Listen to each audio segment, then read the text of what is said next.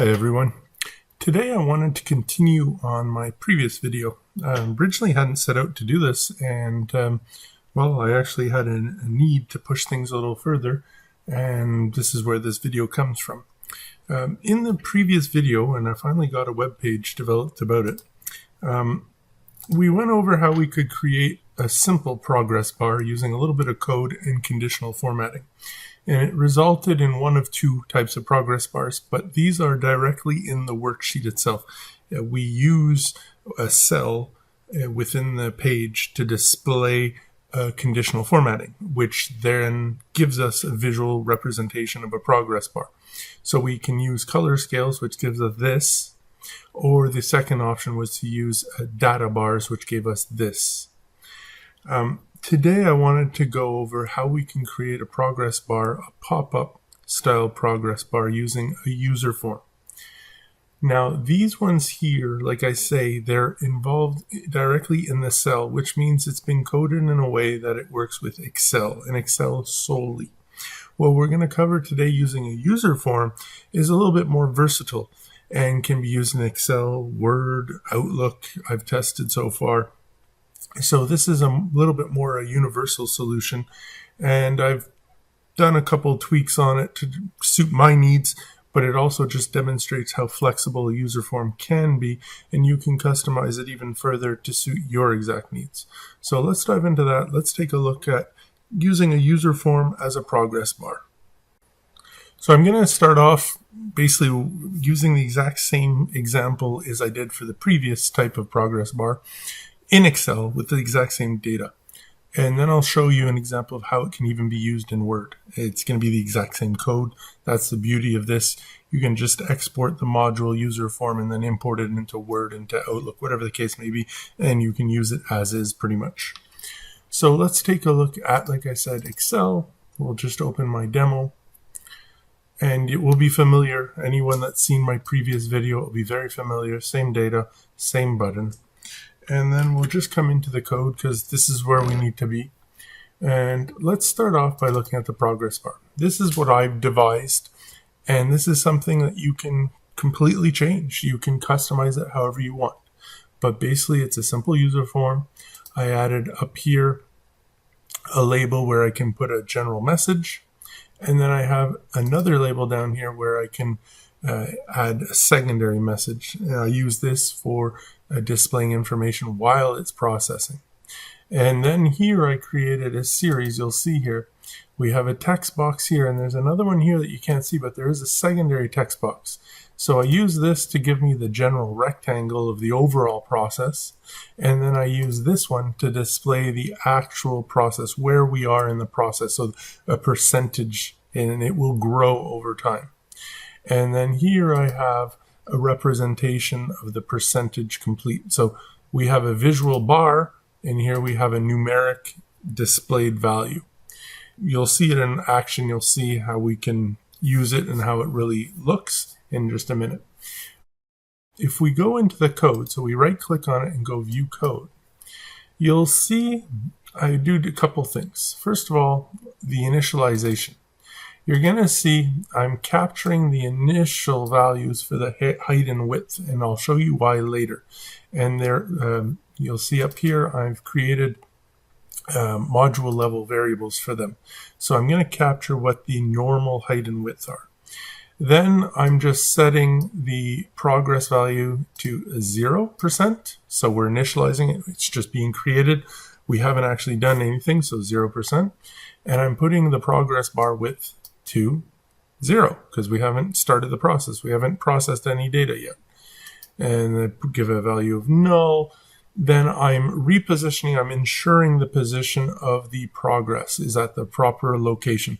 That way, if someone goes and messes up my form, my user form, it's no big deal. My code will correct that. And I'm setting this here is the default color of the progress bar. You'll see later this can be overridden, but I have a default color. We set the total progress to null. We set our two message captions to nothing, and I'm using a left align by default. This also can be overridden. Then you'll see a whole series of functions for doing all sorts of different things. So we have one here for the progress bar caption. So it sets the caption of the actual user form. Here is where we can override the color. We have message 1, and we can change the alignment of message 1, message 2, and then the alignment of message 2.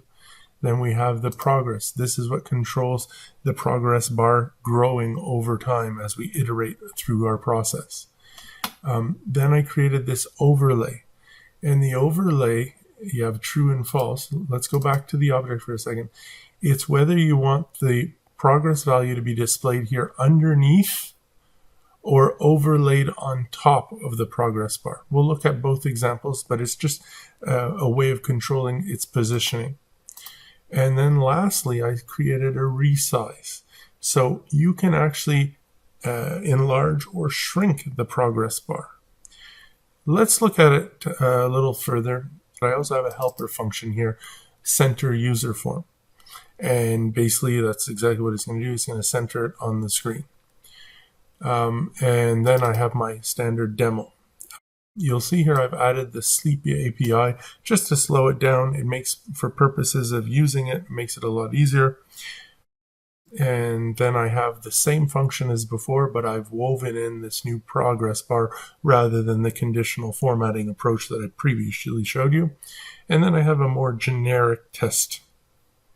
So let's take a look at each of these, because this is going to concretely show you how all those functions work together and the type of results you can get from this tool. So let's start by looking at the generic test, and you'll see the generic test. What I've done here, I have a constant, so a number of iterations. It can be any value. And what I start off by doing here is I show the progress bar. And I'm choosing here, I want the value of the progress, the percentage completion, to be overlaid. Yes, I want it on top of that progress bar as it evolves. I'm resizing it, and I'll show you two versions. Right now we'll start with the resized, and then we'll do one that isn't resized.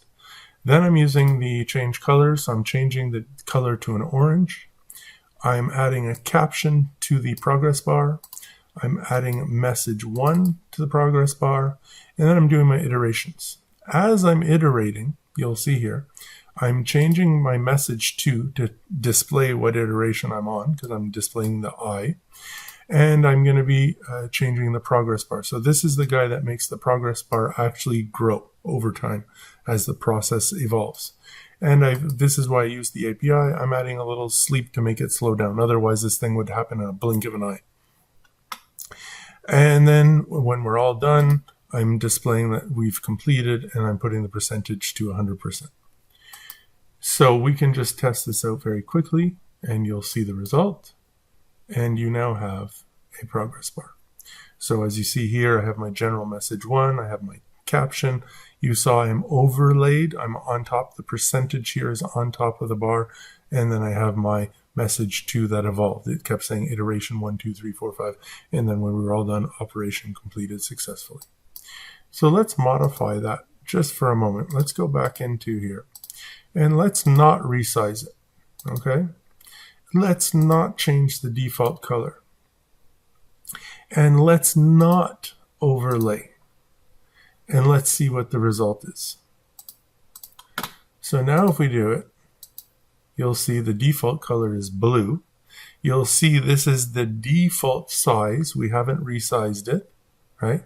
And now instead of the percentage being in the bar, it's just under the bar.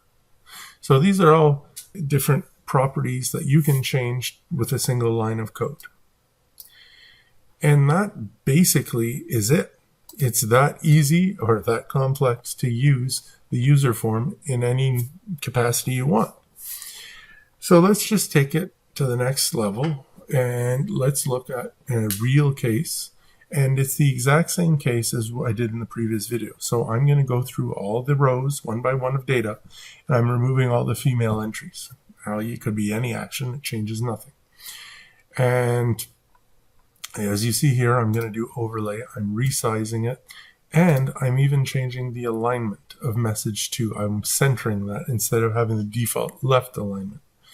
And then I'm changing my caption. I'm adding a default message 1. And then here, just for fun, I added, as we're iterating, I've created the case statement. So when we're at 33% or less, when we're at 34 to 66, and then when we're above 66, I'm changing the color of the bar. Now, this is something I actually am going to take to another level in a future video, and I'll show you that in, like I say, a future video. But this was my first step towards making a multicolor progress bar. So I'll release this today, and just know there is more coming. But I'm going to show you how you can actually change the color of the bar. And then the standard iteration where we're doing the message to, the progress, and then upon completion, when we're out of the loop mechanism, when we're all done, I'm saying it's completed successfully and we're at 100%. So we can run the test, process data, and there we go. It starts off red, switches to yellow, and then goes to green. And it's all done. So as you can see, it's not complex. At the end of the day, you're a user form, a helper function, and that's it. Next, let's take a look at it in Word. Now, Word is exactly the same. All I did is I had a Word document. Doesn't make a difference which one. And you literally just import those objects. So you import the two modules, okay? So that little helper function, you import the user form, and then you have the demo. And if you're not familiar with importing and exporting VBE objects, it's not hard. Just pick an object, and you just go to export. And then when you come into Word, then instead of an export, you're doing an import. And you just go get the file. And so you just export from, let's say, the Excel demo, and you import them into Word, or you import them into Outlook. That's it. And if we look at this, we need to see the developer tab. So let's start with that. We can come here and activate the developer tab. And then in the developer, we can macro run the generic test. And there is the exact same one as before. And you have all the same options. You have all the same capacities. Nothing changes. The code is identical. And we can resize it. We can choose not to change the default color. And now we can do the macro again, run it. And now it's been resized and we're using the default blue instead of orange. And you can do the exact same thing in Word, in Outlook, in Excel, anything basically that allows user forms. You can now import this solution and be up and running in seconds. So I hope this is something useful. And it really is just to show you how easy it is to customize this. You can add new message boxes. If you need, instead of 2, you need a third one, you can do that. It's very easy. You just insert a new message box, create a new function for that message box, and it's instantaneously available to you. You don't like the default color? Well, you can override it. You don't want it overlaid? Well, you don't have to. You can do whatever you want. You can change the fonts. You can change the alignments. You can change the colors of the font. The sky's the limit here. It's a user form. You have total control over it. And that is one of the beauties here. The user form is nice also. Not only is it portable throughout Office, but let's say if we're looking at Excel, you're not dirtying the sheet. You're not using an active cell. It's just an overlaid object, which sometimes can be advantageous. So now you have two approaches that work in Excel. You have an approach here that works universally. Thank you for watching. Like, subscribe. If you're able to promote my channel, please do so. It greatly helps me. And we'll see you in the next video. Take care and have a nice day.